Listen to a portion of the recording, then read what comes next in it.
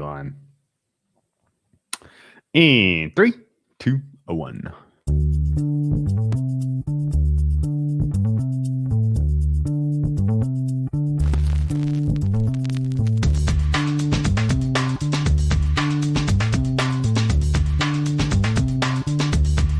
Welcome to the acclaimed podcast, The Deep Dive, featuring your esteemed hosts, Andy Monitor and Drew Dinzik, powered by BetSperts. Welcome to The Deep Dive. Andy, happy Monday. I know you had a good weekend. I saw some of your picks. You picked some winners. March Madness seems to be going swimmingly for you. It's fun when the system works. It's such a dumb system.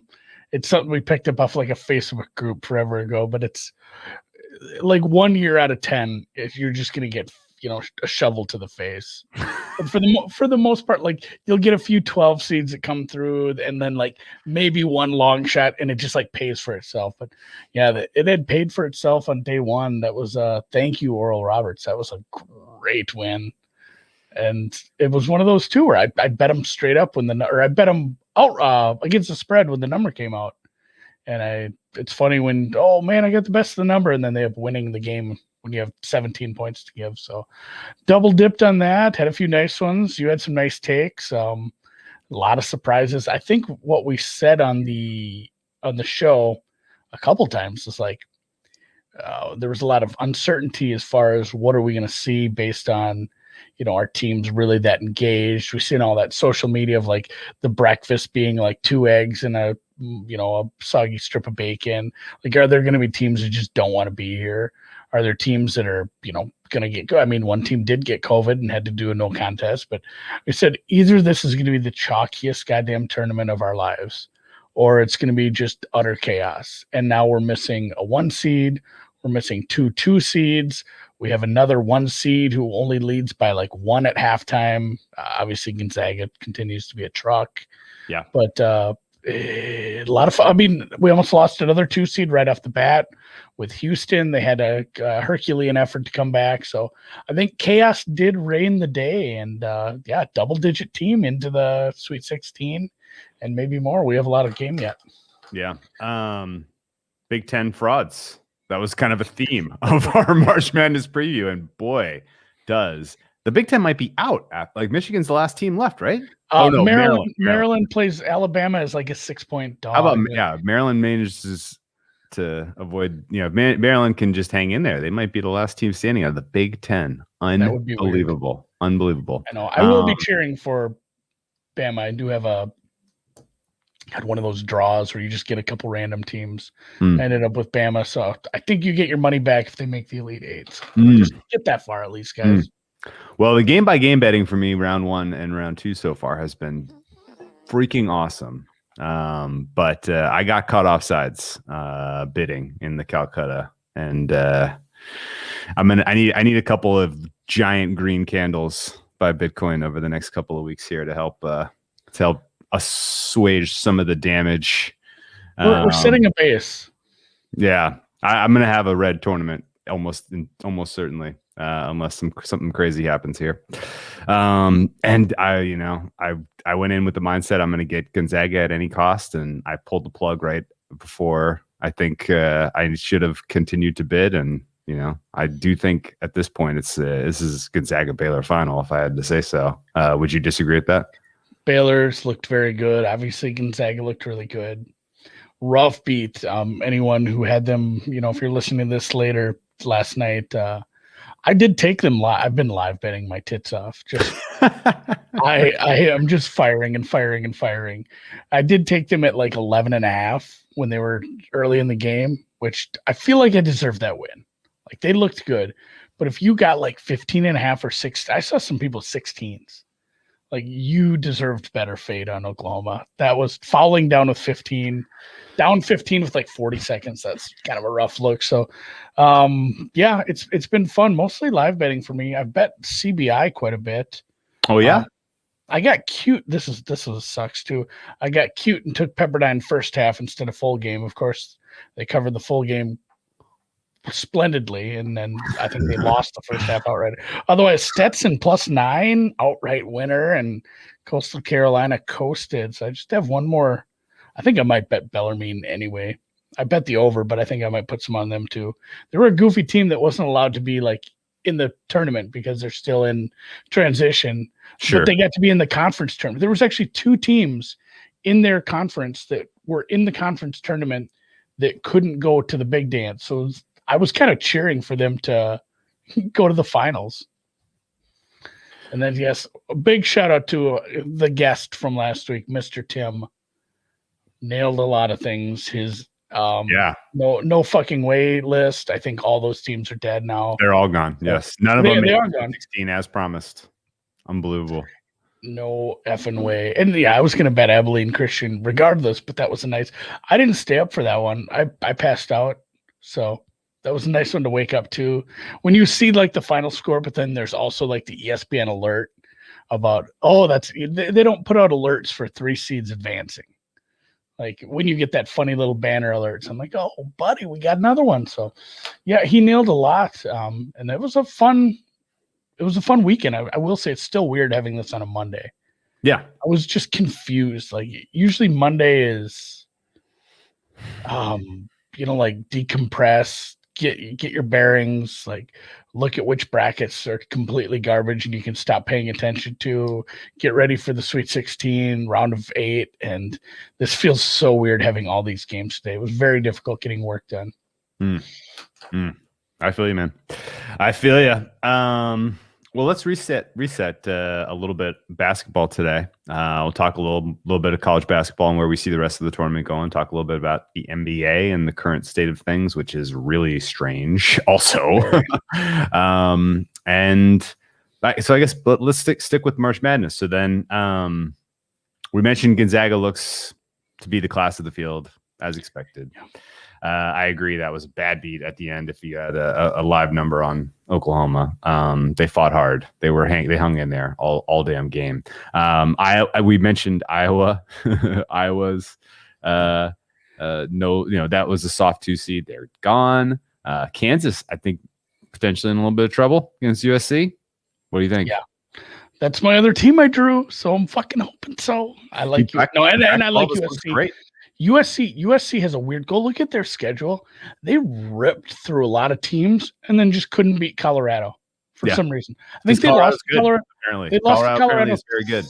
3 times, I think, during the season. Otherwise, had a really good season, beat some very tough teams. So I think, USC, I think they're a favored underseed at this point. So I think they're very much in trouble because Kansas obviously had the issues coming into the tournament. We saw some I suppose that went about 50-50. All the teams that got really hard faded because of narratives, it wasn't like full narratives. I mean, these were real things. Like, Virginia. Virginia lost. The other one was Kansas. Obviously, they advanced. Georgia Tech.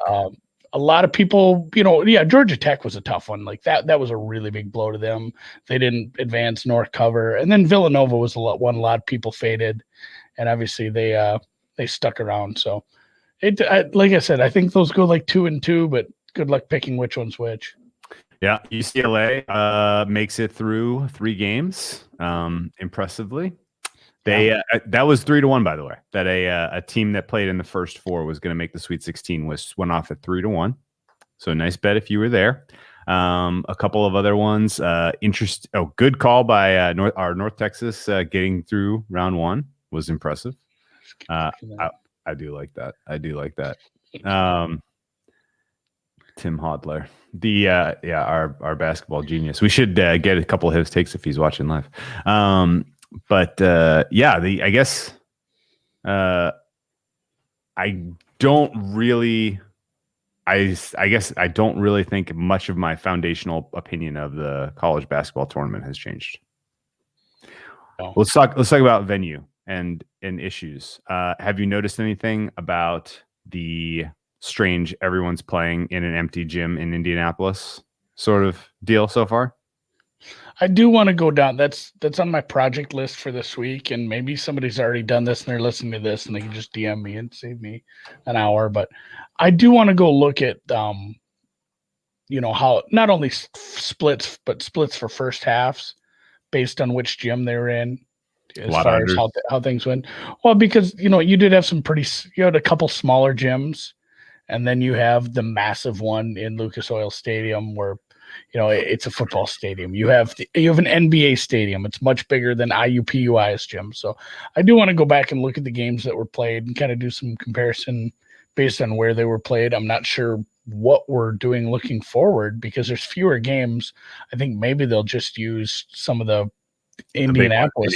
Indy only. Well, I think Indiana and Purdue are not being used for the next round. Instead of driving down to West Lafayette again, I would think they would probably just stick to Indianapolis. But there's still like 4 different stadiums, so I'm gonna have to look into kind of that. I'll tweet out if I figure anything out. But John makes a great point. Biggest disappointment for me by far was San Diego State. I had them in a lot of pools. I thought they were going to be. I thought they were pretty nasty. I thought that was I was a borderline top 10 team by my numbers, and sure enough, they had no answer for the Syracuse zone. The only thing Syracuse does, like the only part of their DNA that we've known now for 20 years under Jim Bay, or 40 years under Jim Bay. I mean, he's been there since the 80s. Yeah, it's been a lot. But like that's what you know about Syracuse, and still it's catching teams by surprise. Catches West Virginia by surprise. Did you watch the game? Which one? San Diego State? Yeah. No, it was. I looked up, and it was a 20-point game, and I was like, forget it. It was some of the worst. And I'm not a huge basketball tactician, but just I know what they were doing was not going to work ever. Like they were just continually, tossing it around the horn between 3 guys, and every time the pass was received, there's a guy in the face because the zone's just sliding around back and forth with them. There were no cuts to the basket. They weren't getting anything out to like the wings.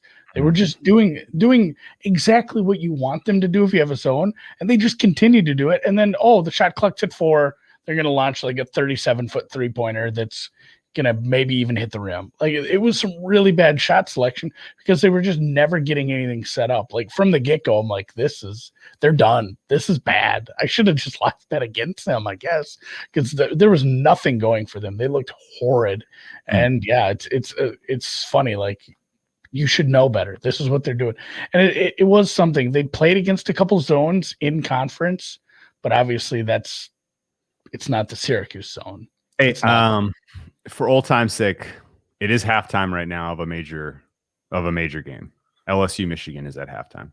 I guess it's about to tip off second half. But what are your thoughts about the second half? Over under is 80. That's a big number. I mean, I felt like Michigan was kind of leaning into LSU's style of play. I think they probably make some adjustments in the second half and come out and slow things down a bit. You have any stomach for an under 80 in the second half here? We saw some of that in the last few minutes of the first half. I actually bet a couple live unders in the first half. One cashed, one didn't. I bet under 80.5, and by the time I clicked it and hit OK on the submit button, the live screen was back up, and it was like 85.5 already. Like I think there was 2 3-pointers hit while I was betting. So that got up to like 89, 90, and 0.5. I ended up hitting one more.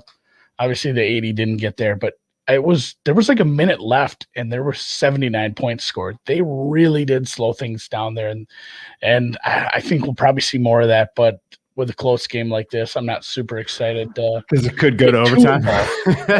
Not only that, but like when Michigan was down, I have a Michigan pick 'em at like minus 105. So okay, I'm already involved in this game. But I would agree if Michigan wants to. That's how Michigan got back in the game. They slowed things down a little. Okay. Well, Michigan's free throw rate is not good.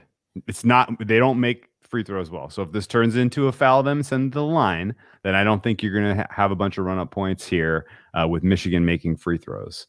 Their turnover rate also piss poor low. 335th in the nation. So if Michigan is down and they're trying to create turnovers, I don't think it's going to happen. LSU is going to be able to kill this clock. On top of it all, neither team, especially, both teams, I think are shooting a little bit over their expectation, just kind of peeking at these numbers here compared to what I have. So both are 33% from the 3-point line. That is pretty much a little under for Michigan and a little pretty close very close for LSU. So Michigan's shooting may improve a bit in the second half. Any I don't mind an under. Okay. Especially I mean, it was a torrid effing pace. We're not gonna see it like that we saw it slow down already. So that puts us at 165.5, or was it in the flat 80? 165. This one is in Lucas Oil Stadium, so it is against the bigger backdrop. Okay. So again, now I'm super fine with that. I just opened up. So I wanted to look at a bracket because I hadn't just visualized it out. So I opened up one. That was a mistake. Now I feel bad. A lot of red there. Yeah. Though in the Midwest, I had Illinois, Liberty, San Diego State, Houston. So kind of need Houston, and I actually had Houston in the final of that one. So I can make up some ground there if they keep winning. What do you think happens in the Midwest now? I mean, Loyola looked freaking they're the best. good. They're the best team right now. They're the best team in the Midwest. Houston's right there, and Houston's been a good team all year. But they were both teams that we had question marks on because they're in mid-major conferences. What is Loyola? Missouri Valley? Sure. Yeah, sure. That sounds right. Missouri Valley and the AAC. Sometimes it's like the Gonzaga argument. Like, oh, who did you play all year? I mean, they played Drake, and Drake is really good, especially when Drake was fully healthy. Like, they played some tough teams throughout the season, and they've just experienced. They have a coach who's experienced. So I guess they're a threat to. I mean, it's Oregon. They lucked out a little here too. Not that Oregon State is an easy out, but you could be facing 12 and then an 11 seed if Syracuse stays out. Although, these are really, really hot teams right now. Syracuse is playing out of their minds, Buddy Buckets, and Oregon the defense is playing really. And then Oregon State, the last time they didn't cover a game was, February. Yeah. They looked so good in the conference tournament, and they're continuing. That was one of those where it's either Tennessee romps here. They looked awesome against Tennessee, and Tennessee was trying so hard. Favorite. They were trying so hard in that second half, and Oregon State was just nope. And then to back it up, they backed it up. It was impressive. I have to say. So we have Oregon. We have Oregon State. We have UCLA. Yep. Possibly USC later on today. You could have one quarter of the Final Four be the Pac-12, who I think 2 years ago was the Pac-12 was out of it after the first weekend. Yeah, they were a bit of a joke. Yeah, quite the joke. In fact, in fact, we still have Colorado. I mean, they're playing Florida State right now. They're a dog, but there's another one you could end up with. I have Loyola Chicago as 33% chance to get to the Final Four at this point. A little lower than Houston, a little higher than Oregon State. A little higher than Syracuse, but that's pretty wide open right now. The Midwest is pretty freaking wide open. I hope they get there. That'll be cool. That's a cool story. Gonzaga right now to get to the Final Four, I have at 90%. Creighton has played Creighton's played a couple of mid majors. They got their shooting going a little tonight. They looked kind of bad versus Santa Barbara. They did. Shooting they got going, lost probably.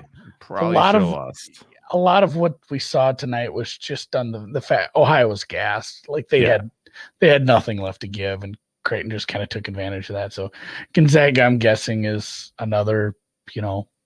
I suppose what were they? They were 15 to Oklahoma, 9 to Creighton. I don't know. I haven't seen lines up for this one yet. Actually, I'm going to pull that up. I'm sure somebody has it up. Looking at you, Bet Online, but they're going to be pert near double digit here, and then depending what happens on the bottom. Pert near, I like that. I could honestly any of the teams in the bottom I could see coming out of Kansas, USC, or Oregon. So it'll be similar probably. All right, my second half under is in good shape so far. Live totals already dropped to 74. All right. Yeah. Okay. Let's not celebrate too early. Long way to go. The other lines that are up for, I guess, what happens to the schedule now? Is it Friday through Monday again next week, or is it move back another day? So we have Thursday basketball, so I got a little excited. Oh, we do. But it's the NIT. Yeah, it's CNIT. Like I was pissed. I'm like, God damn it. So right now what I'm showing is Saturday basketball. And I think it's because of which regions have finished so far. So I think it's Friday, Saturday. But I mean, the fact that they have lines up for Saturday, March 27th makes me, I mean, I'm guaranteeing it's going to be Friday, Saturday then. So I'm guessing it's going to be similar to the first round where we go Friday through Monday with, it's always a little bit of like a letdown when it's like, oh, I got to wait for games, you know, because these are just rapid fire, especially the first round. So I'm showing, you know, the South and Midwest region games are Saturday from like 3:40 Eastern until late. Oh my God, the Syracuse. I got bad Houston news for games. you, man. What's that? It's Saturday, Sunday for the Sweet 16. The Really? Elite Eight is on Monday and Tuesday. How dumb. What are they doing? Why Well, did they do this? I don't I care don't for care that. for that at all. I don't care for that at all. Well, Friday's gonna suck. Yeah, man. I guess Right now I'm guess looking we have at to bet. We got, if you haven't filled out your bracket yet, we have a golf bracket this week. oh yeah, match play.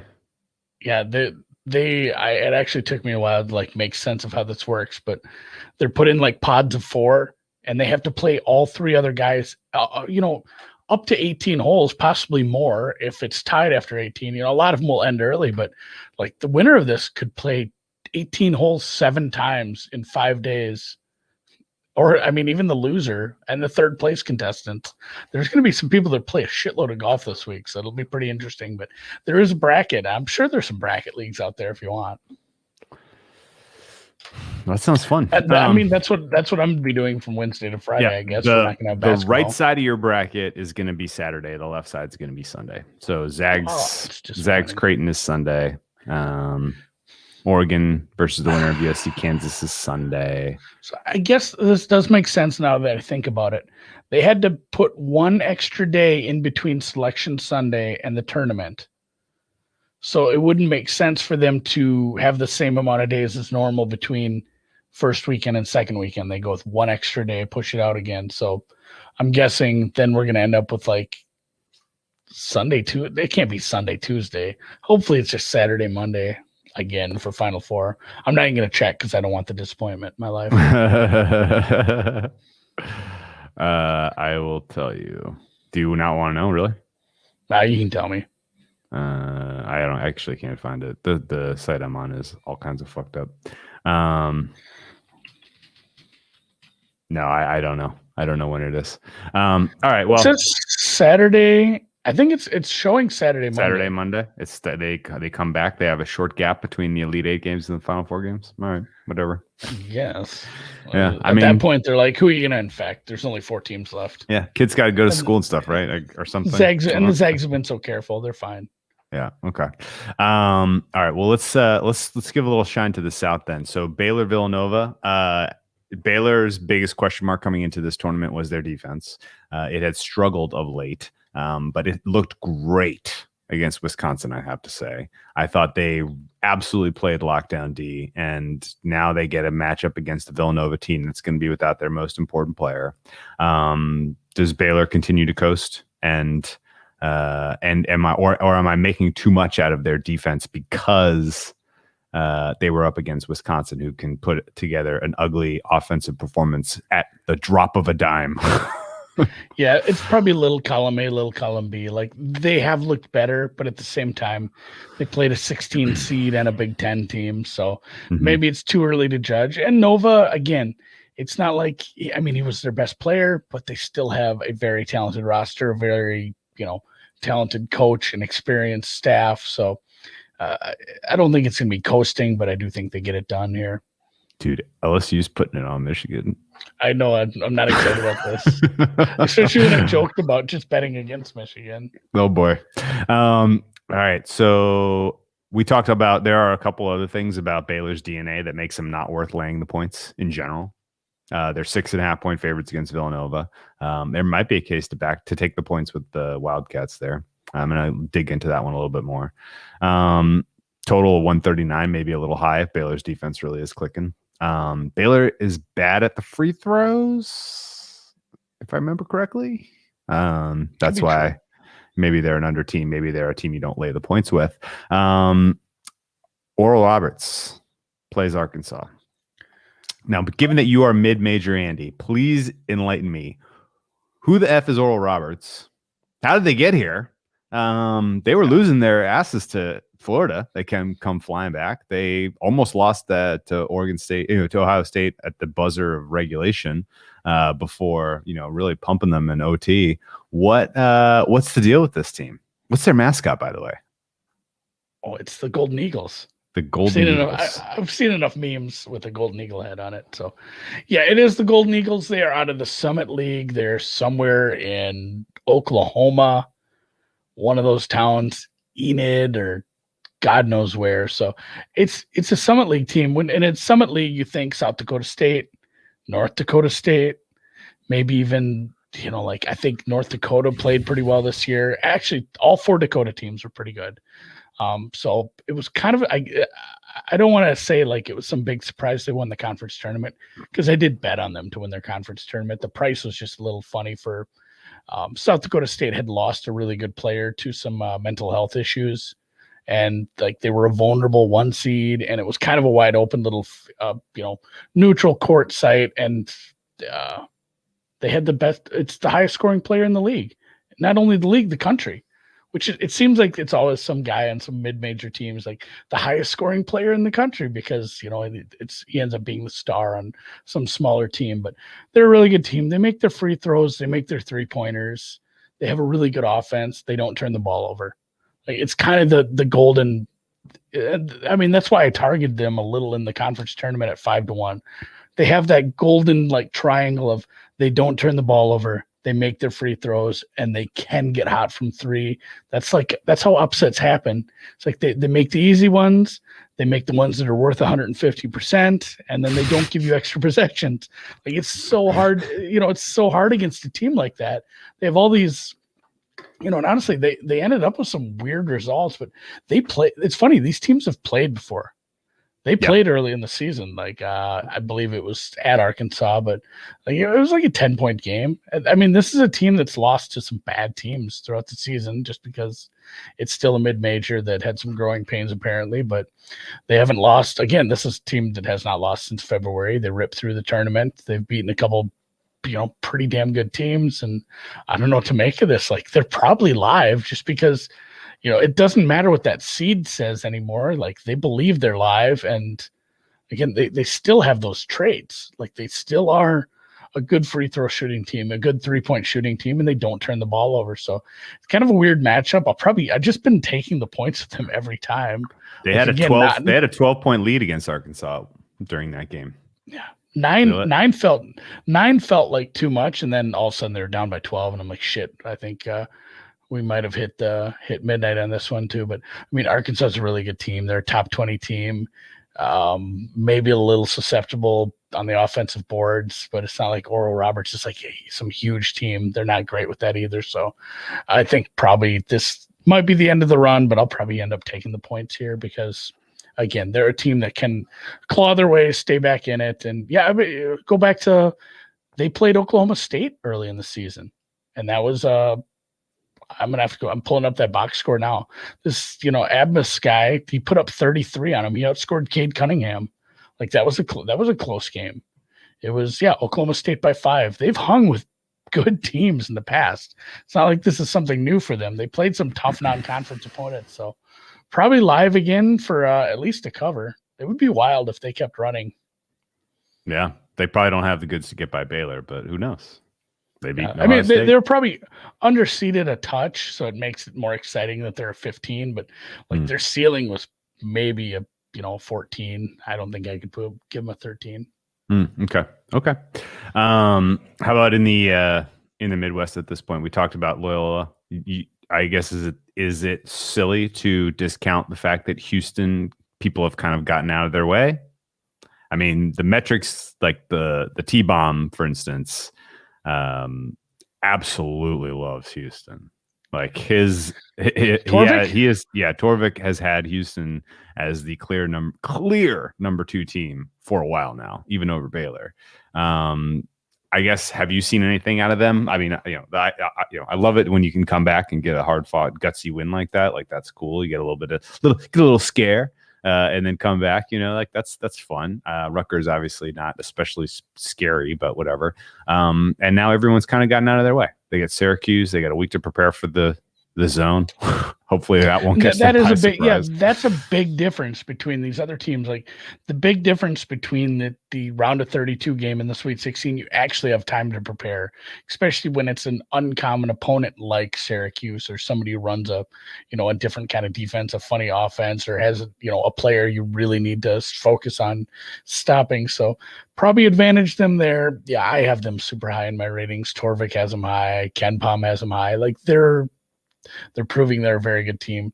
They had a bad game. Like they had a really bad game, and truthfully, they should have lost. Like Rutgers kind of gave it to them.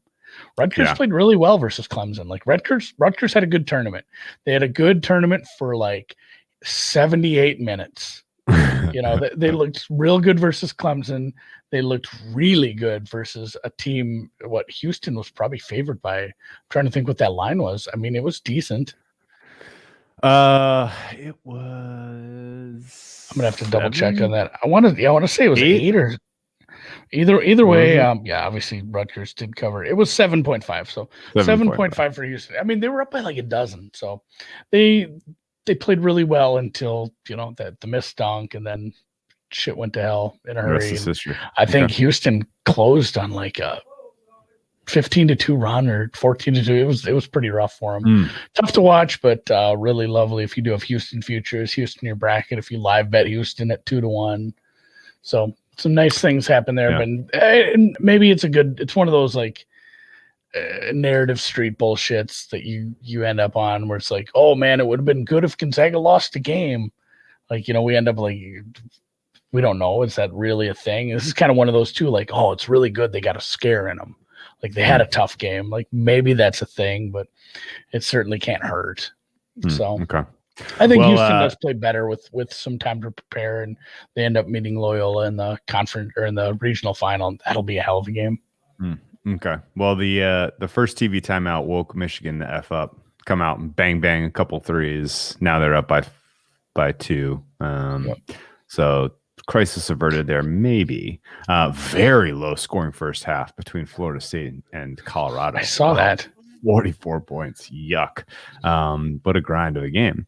The any interest in a second half over between those two teams? Because I mean, Colorado's offense made it look easy in round 1 against Georgetown. Like they were getting whatever they wanted whenever they wanted it. I feel like they're a lot better than a team that scores 20 points and a half here.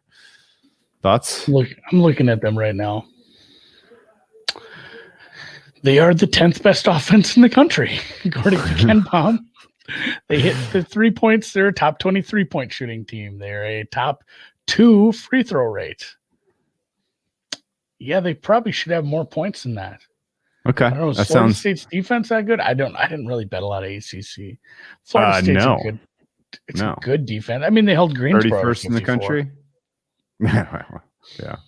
Yeah. I think this is ripe for a little bit of a correction here. I don't know if Colorado comes back and wins the game, but I certainly think 73 for a second half total is a couple points too low. Minus 103. All right, yeah, live betting on the show. I like it. It's like football's back.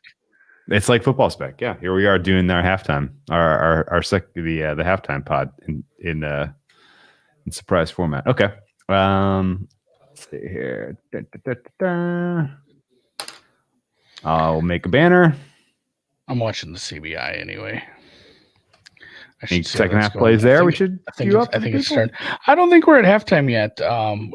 Bellarmine's looking good. I did bet some Bellarmine, so they're -1. I put a little bit on that. That was a tickle late, so I mentioned it live, so it counts, but didn't even enter that. So they'll probably win by 100 since it's like a non-official play. That's kind of how that goes. LSU, Coastal Michigan, ripped. Back and forth, man. Back and forth. LSU now with the little mini run here. Man. Woo. Man, we got a bad number. Over 73 is now plus 104. So somebody out there has a hot lead on a second half under for Colorado versus Florida State. Well, joke's on them once we go to overtime. It's entirely possible. Okay. All right. I like apparently, dabbling a little. apparently LSU Michigan is a game of runs. It is a game of runs. Although I'm still ahead on my live number here. Yeah, it's still 163 Not by much. for a total. Not by much. Just Although right the live side right now is a pick 'em. Yeah, no, my good number I got earlier is the same. So it's one of those things too. Like I thought about betting Gonzaga. I'm like, man, I think they win this by like 20. And I just said, nah, I'm not going to do that. And I got 11.5 instead. It's not like it was going to be a big play. So I was happy to take a live number. Sometimes I think live betting in the tournament is better than pre-game in a lot of these. Oh, yeah. Get it kind of because you end up with so many goofy matchups where it's like San Diego State. We love that team. But like I said, you watch 5 minutes of that, like they're fucking lost. They're not going to score. This is awful. Like they're going to lose, but they lost by like 20, didn't they? It was horrendous. Yes. Yeah. Might have been the biggest loss of the tournament so far. Who's had the biggest loss so far? I believe it was Baylor on Friday. They won by like 34. So Houston beat Cleveland State by 31. Okay. And then Baylor won by 24. Here it is. Illinois won by 29. Okay. So far it's still Houston. Cleveland State. I might go find that. I think I said that in the pod. I'm not sure what the Gonzaga final was for their first game. Looks like they won by 43. Oh. There it is. Norfolk. There it is. Thanks. Yeah, Jonathan hit me there.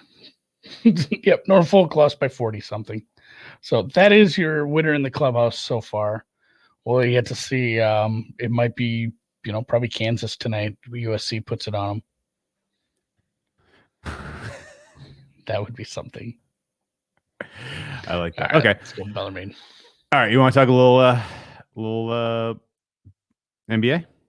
Yeah, I brought this up this morning. I was going to get your take on it too. I talked to Mr. Noops. Sure. How's he doing? Super good. I think. I mean, he seemed all right. He's living in Philly. That can't be fun, but otherwise, he's having fun. It's been a good season. Tennis has been good. Philly's still the top seed in the East, hanging on by the hair on their chins, even without JoJo Embiid. That's fair. Yeah, I just meant like in real life having to live there. Oh, I see. Woof.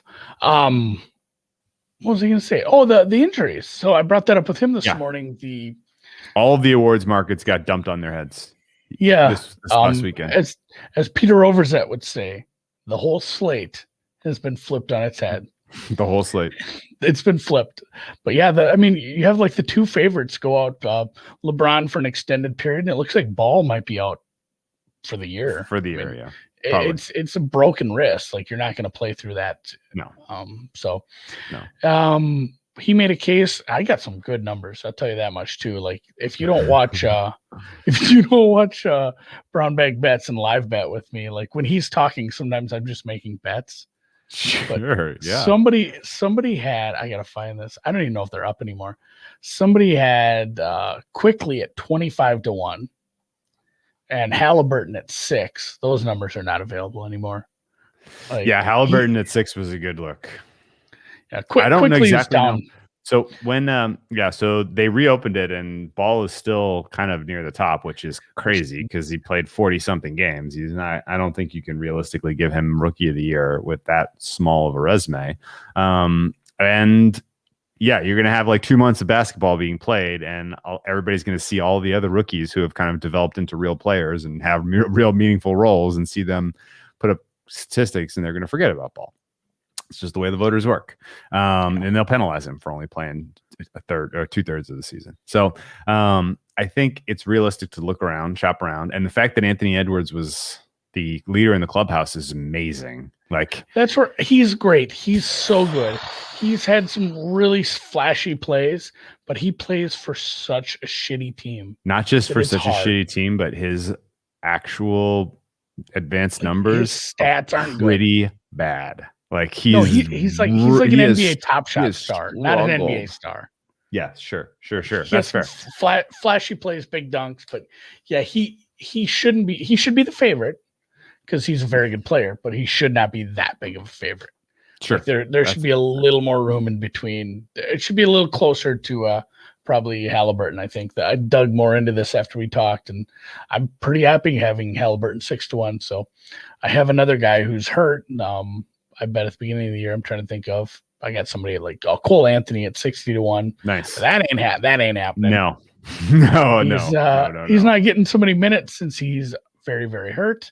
But I took him in a little bit of quickly at 25-1. I don't. That's think good. Numbers Yeah, I think Halliburton anymore, probably gets it. Honestly, Halliburton ought to. He's been, of mine. After I had him and Ball pretty close. Actually, people all were very impressed by Ball's play. Impressed by the fact that the Hornets are in the mix for the playoffs. Currently in the For now. for the playoffs. So he was he was rightfully the favorite in that market, but I wouldn't be. I think Halliburton deserves more credit for how he's played this year, and I mean really his contributions and roles have helped some of the other young players on that Sacramento Kings team get better. I mean the Kings have had a bad season. They're 17-25. They're out of the playoff mix. They look to have probably busted on their Marvin Bagley pick is not panning out well. No. But Rashawn Holmes is emerging as kind of the player that they were hoping for with Bagley. And I think you can build around Fox, Holmes, and Halliburton going forward. Like that's a nice little nucleus there. And hopefully they trade Hield at the deadline, get whatever they can get for him, because I don't like him as a long-term NBA player or really a fit with that roster. But there's a little bit of reason to be hopeful if you're the Kings. As we look up and down the rest of this, and actually, that's rookie of the year market. I like Halliburton. If you got Halliburton at 6-1 rookie of the year, you made a fucking good bet. I don't care how it all plays out. It may end up going to Edwards after it's all said and done because he might put up a couple more highlight worthy dunks or whatever. But I think you made a good bet. Oh, I'm happy. I'm happy with it. It was down to plus 250 like 2 hours later. Yeah, good job. Good job by you. So, real quick, I was looking for some current prices. I think they're down right now. MVP? And I was looking for anything current prices for NBA props or NBA award props. And I went to Bovada, found some, I just said like basketball futures, and it brought up regional winner prices. Do you want to guess the Houston Loyola prices? Houston is minus 180 and Loyola is plus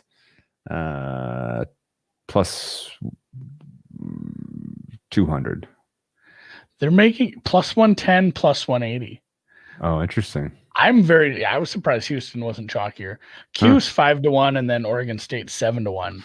That's wild how close. I mean, they're all pretty close, all things considered. And then Baylor is minus 140 to win their region with Arkansas. Yeah. What's Gonzaga now? Again. Is that even up? They have those two down right now. Yeah, they only have there's Midwest games in action. So those are down right now. But I did stumble upon those, but I will look for MVP. It was weird how they had it. Like, who is it? Got a hard C at the end of his name. I can't think of his name. Nikola Jokic. Jokic was between plus 105 and like minus 110 everywhere when I looked this morning. So I'm guessing maybe MVP markets are down for the same reason right now because there is NBA going on right now. But it was him. They still had LeBron pretty high. They actually still had your kid from Philly pretty high. And then it was what we landed on this morning. And it was cool because like I said, hey, I kind of like this. And, Noops being a guy who actually watches the NBA agreed. So I felt semi-smart. And it was Dame time Lillard, at 14-1. That's a great number. 14-1? Oh, yeah, that's a great number. There was places that had 10 this morning, but there was a 14 this morning. And wow, nice. I'll tickle a little of that because he is the kind of guy who can just go on a tear of games where it's not just like flashy dunks, but like fucker put up 50. Not only could, but has done it already this year. Like he's rescued this Portland Trailblazers team more times than I can count off the top of my head already this year. Like he deserves more consideration than he's getting.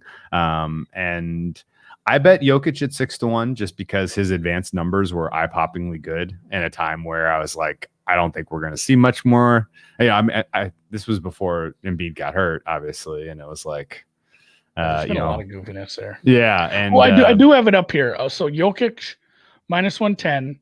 So good bet there. I don't mind fading. I don't mind attacking that price at this point. Like go against. Yeah, that no, for you sure. can go. Yeah, You go can against go that. the other way Yeah. now.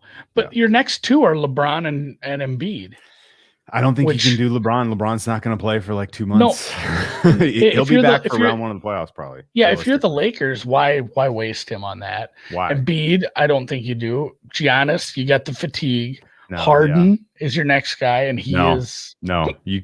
Like, he's not. nobody He's likes not. him. No one's going to vote for him. He spent the first 10th of the season in legitimately dragging Houston down until they traded him, and now Houston has completely been contributory to the tire fire that is Houston.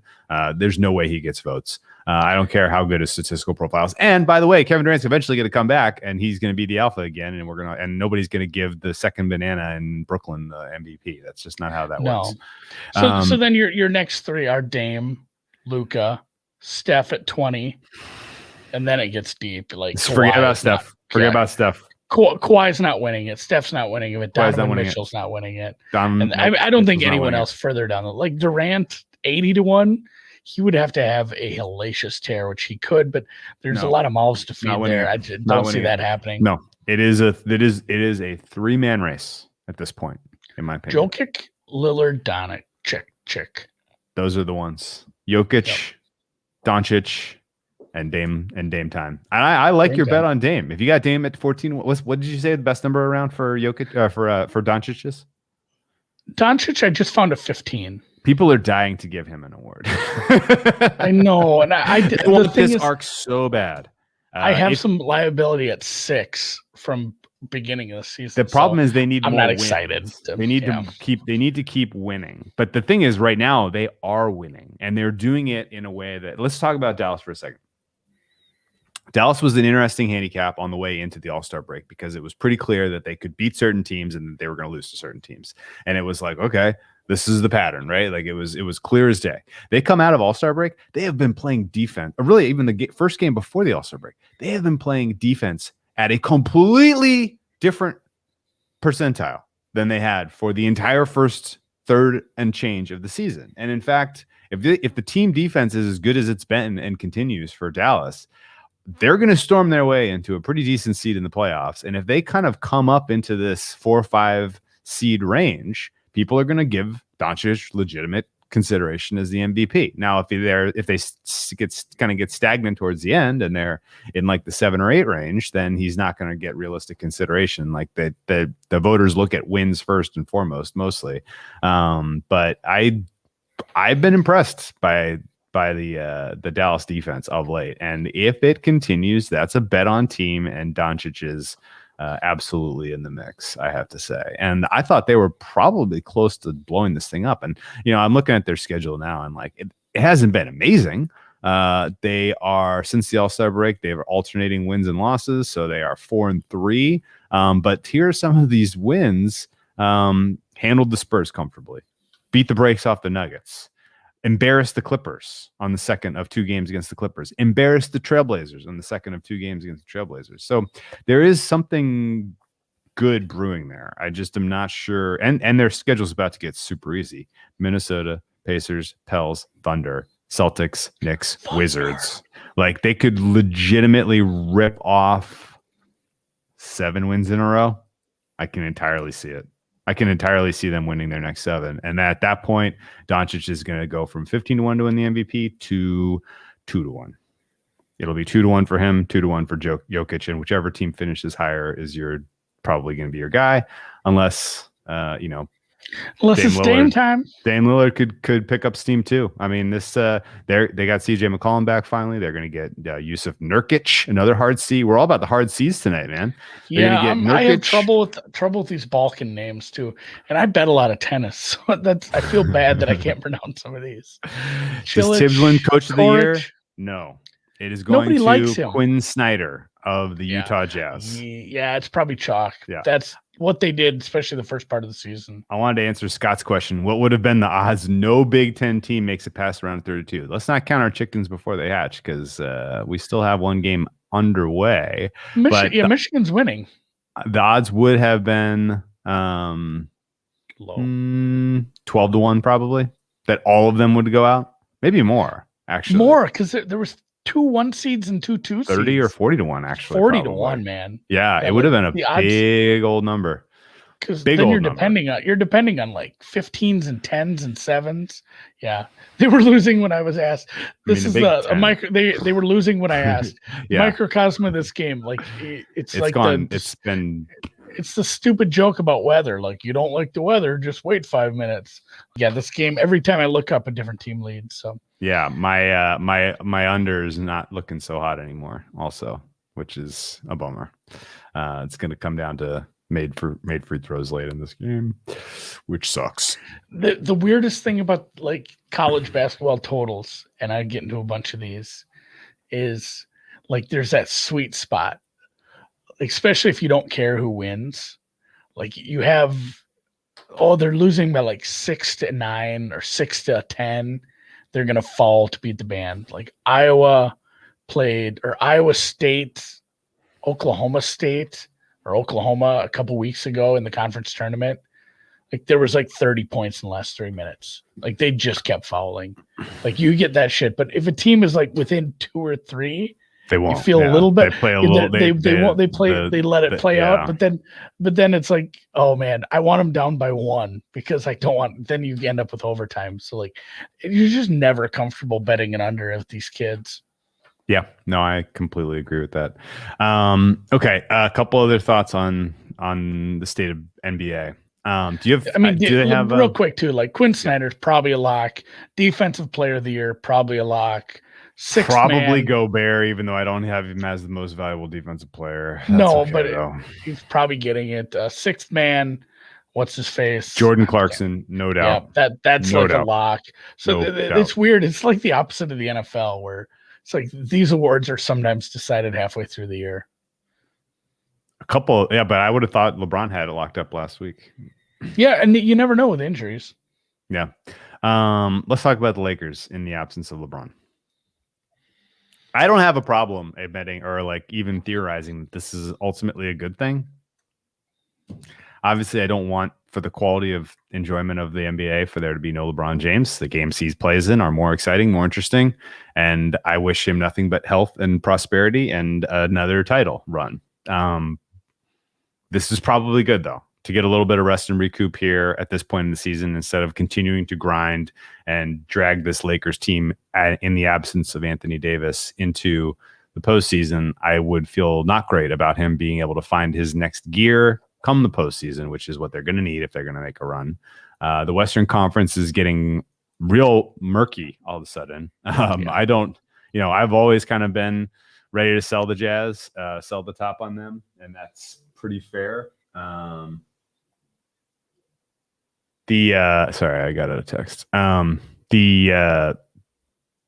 The Clippers also have been underwhelming all season long. In fact, you look at the standings now, and the number 2 seed would be the Phoenix Suns if the playoffs started today. I know we talked. Was it us that talked about the? They've had such an easy schedule too. These Suns are not to be trusted in the playoffs, in my opinion. No, we talked about like the Jazz's run when they were on that crazy run and the ATS run, and we said like, if you get the 1 seed, you don't play both LA teams probably. And now it's like, man, an LA team could be like the 4 or 5, and like, yeah, the West is a big mess right now. The LA teams could end up 4 and 5. Which again, then you only play one. Then you only got to play one, Yes. because they're gonna one of them. They'll beat each other. But the 2-3 all of a sudden looks a hell of a lot better if you don't have to play either LA team until you get to the conference finals. Yeah, exactly. The Suns not to be trusted, in my opinion. The Jazz, you can trust them in the playoffs for a couple rounds if you feel like it, but they're not winning the title, I don't think.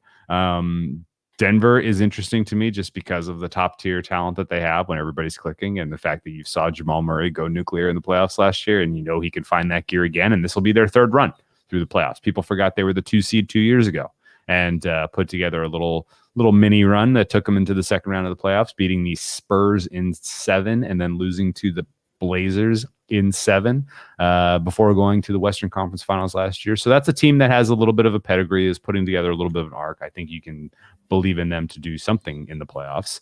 I don't know what to expect about the Clippers. Playoff Paul George, obviously, is still a huge question mark. Playoff If he P, shows up. baby. He shows up, who knows? Kawhi obviously is amazing, but there's not a lot of help on that team outside of Paul. And yeah, I don't know. I don't think the Blazers are good enough, deep enough to have, for Dame to carry them multiple rounds in the playoffs, but they can win a playoff series. Obviously, we've seen it in the past. And then Dallas, similar boat. Like if Doncic is going to go nuclear between now and the end of the season, he can carry that into the playoffs and win a playoff series against a team that that's equal strength. But it's all going to be matchup dependent. There's no doubt about that. And so there's really no projecting the Western Conference right now. I think I'm still minor bullish on the Lakers to win the West. Would like to see Anthony Davis play again at some point. Anytime now. Would like to see what the team looks like with Anthony Davis and no LeBron James for a couple of weeks too. That would be interesting. I think we'd learn a lot about them. But I have a bunch of small liabilities on them. Do you remember Black Friday? Yes. Like I'm still such a sucker for those things, like the the boosted odds, because like boosted odds day to day, a lot of those suck. Like somebody was excited about a parlay, like it was 2 teams to cover, and they give you plus 265. Parlay math is like plus 259. Like you're getting like 5-6 cents. Like it wasn't exciting, but they had a bunch of decent ones, and I bet a bunch of like $50 at a time at 3 or 4 different places, and then it'd pop up later. So I end up with like a lot of weird small bets on the Lakers to win it all. So I guess I'm also excited to see Anthony Davis come back, because that number I got is now bad, just like most of the ones I bet in those stupid things. Yeah. So okay. I need the Lakers and Dodgers to repeat. So let's move to the East real quick. It's the Heat. Fools. It's the Heat's conference. Well, you would think, but the Nets might be like out of this world good come playoffs. And what they've done to this point in the season and how easy they've made things, even in the absence of one or both or one or two of their big 3, is kind of crazy, because they don't have a lot of talent. They don't have a lot of depth outside of their top guys, but it hasn't mattered. We don't really know what to make of Steve Nash still. Like there's enough reasons to question what the Nets are in the East that I haven't really gotten involved with them from a future standpoint. My only futures still are on, I got some basement bottom clearinghouse prices on the Heat, which I'm excited about because I like the Heat. But ultimately the East goes through Brooklyn, and I don't see who's stopping them from getting the 1 seed realistically. I mean, they put it together a nice little run of wins here right now. They're currently in second in the standings, over Bucks, below Philly, but Philly without Joel Embiid is eventually going to run into problems. Ben Simmons can't do it all. They're barely beating the Knicks with help from the refs, for crying out loud. So it's going to get hard for Philly at some point. Whereas Brooklyn is going to continue to get better and better.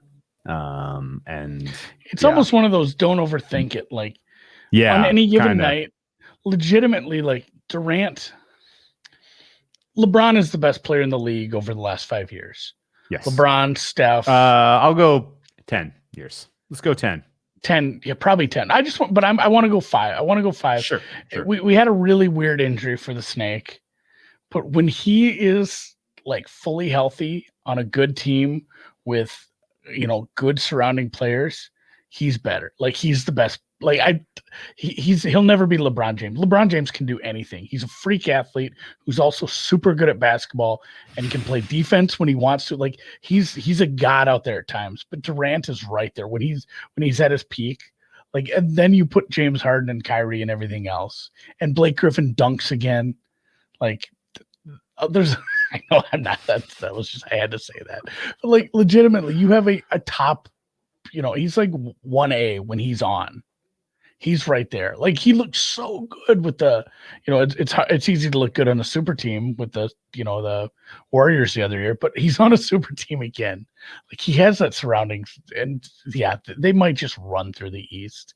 It might just be ugly. Like, it could be one of those where, oh man, they went 4-0, 4-0, 4-1, or 3-0. Is it still best of 5 in the first round, or all best of 7? No, that's not a thing, right? Am I thinking? No, it's been a I get long all time. mixed up with all the Corona rules. I'm gonna guess the last time it was best of 3 in round 1 was probably 2014. Okay, been paying attention. So, 4-0, 4-0, 4-1. Then they're in the finals facing, our Suns. Yeah, well, I don't think that's happening. Last time it was best of 3 in round 1 of the playoffs. Whoa, it was a long time ago, my friend. It was a long time ago. I don't even know. I'm still not back there. I'm just going year by year, and I'm still not back there, and I'm still not back there, and I'm still not back there. I was thinking Corona rules or something. I don't know, man. Well, we had a weird play-in. Is that what you were thinking? No. Best of 1? I was legitimately thinking, I'm like, didn't they used to do best of 5 in the first round? Like, it just clicked in my head. Well, the last time I'm talking like 2003. The last time we had best of 5 was 2002. So I was in high school. Been a long time. Okay. A couple other thoughts about this. I guess the Eastern Conference. I do still like Miami to continue to rise into the top 4 here, and I am out on the Bucks because Mike Budenholzer is not my guy.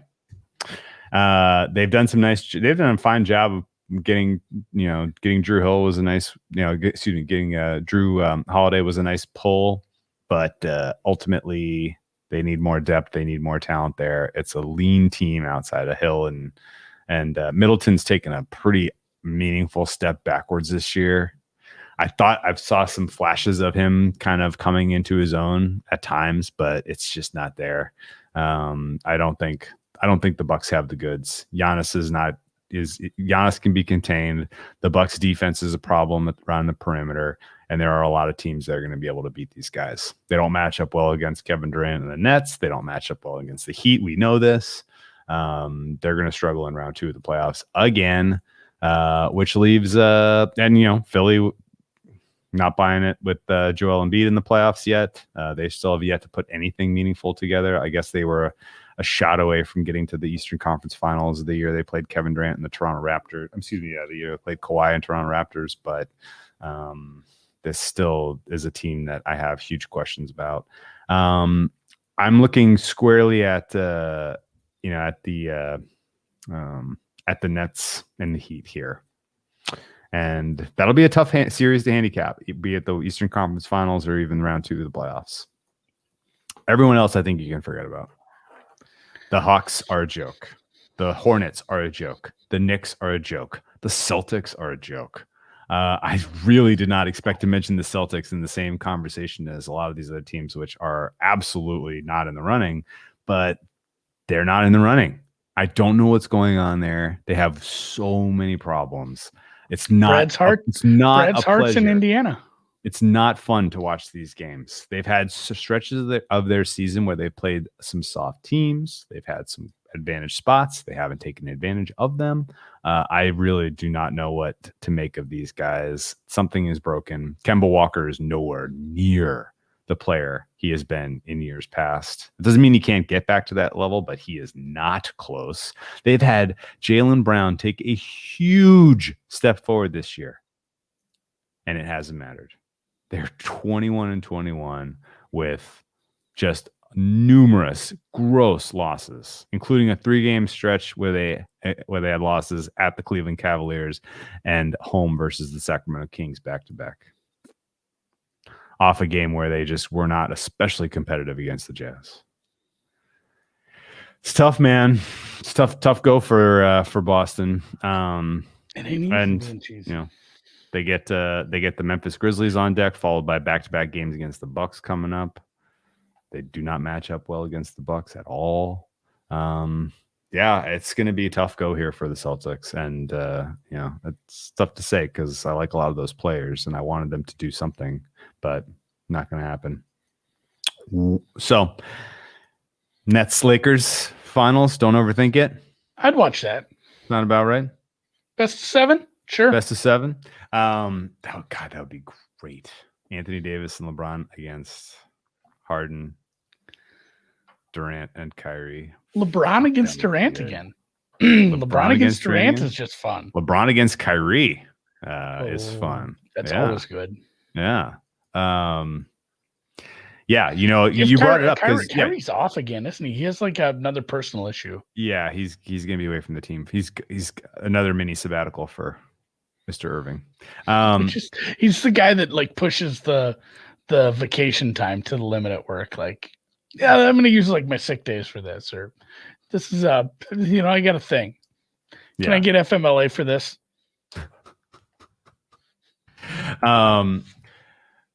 But yeah, no, you're right. Like 3 years ago, I guess the first year that the Warriors beat the Cavs heads up 4-0, the year that J.R. Smith blew it in that game, in game 1.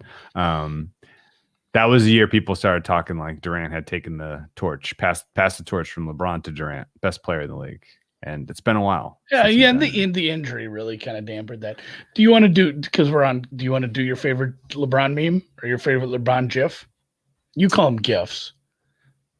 No, I've heard people who are like deeply embedded in the NFT community are all saying GIF. It's GIF apparently. I say GIF, and like it's like when people get like upset about like iPhones versus Androids. Like somebody made me, and I'm just like, I have an Android. I don't know. I think they're both really good phones. I'm not like a Ford versus Chevy guy. I don't give a shit. So I don't care how you say it, but I've always just said GIF. Yeah, I know you say GIF. We're fine with that. Whatever. It's GIF now. Apparently it's GIF. But yeah, this is one. GIF, all right, you do that one. I'm gonna do my favorite one. That's a good one. Yeah, that's I like for the sure one where he's looking one. up the timeline, like what? What? What's this awful tweet above me? People that are listening to this in podcast form are not gonna get. Yeah, you do need to go to YouTube and watch, because I really kind of nailed the GIF. I did pretty good too, I think.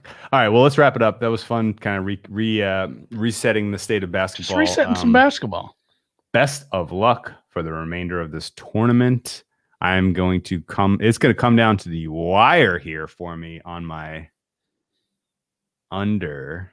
I got an 11-point cushion with 2 minutes to go. You think I'm screwed? I had a flurry of scoring at the end of the first half in Bellarmine, so at least my over there is looking good. I think it's going to be tight. I think we might be screwed, blued, and tattooed down in Florida State, though. Yeah, they're not scoring. Seeing the first 4 minutes go by, and Colorado had, I think, 1 point was a bad sign. We're only about 5. It's about 3 points behind the live total, so we're not in terrible shape. We're gonna need some 3-pointers to fall. And I do hope I'm from the Big Ten territory. I hope Michigan wins, not only because of live betting, but I think you're in pretty good shape here, buddy. You got a little 9-point cushion. There we go. Let's go. Yeah, I worry a little bit about your total because of the fouling. So yeah, I think Bama up by 5 here. Looks like good. Another Big Ten team might end up falling. Bama 7.5 live, and Florida State probably looking to move on here if they can keep Colorado from getting to 50 points. So tell me, how does the East resolve if it's 1? Who's going to be left? It'll be 1, 4, 11, and 2. Let's say it's Michigan, Florida State, UCLA, Alabama. Who comes out of that mess? I think Bama, Florida State for the title. Ooh, okay. And that'll be good. I'd prefer Bama because of the draws that I have. Sure. Okay. Cool. Roll Tide. Cool. Minute 30 left, and my buffer is down to 7 points. Not good. Gonna need some misses. Need some free throws clanking. Yeah. We'll see how that goes. All right. Oh, hey guys. Missed 3. That's good. Okay. All right. Let's hit the music. Talk to you on Wed Ned's Day. Talking baseball. We're talking baseball. Da-da-da-da-da. I don't know the real words to that song. I know the one from The Simpsons at the end of this, like Ozzy and the Straw. You know that song. Yeah. You got our guest lined up, by the way? If you don't yes. already, I please put it in. No, it's already lined him up last week. All right, now Michigan. Now Michigan is getting called for fouls. This is not helping. I don't need LSU at the free throw line too. Like Jesus. Ooh, Christ. Colorado, Florida State is popping up a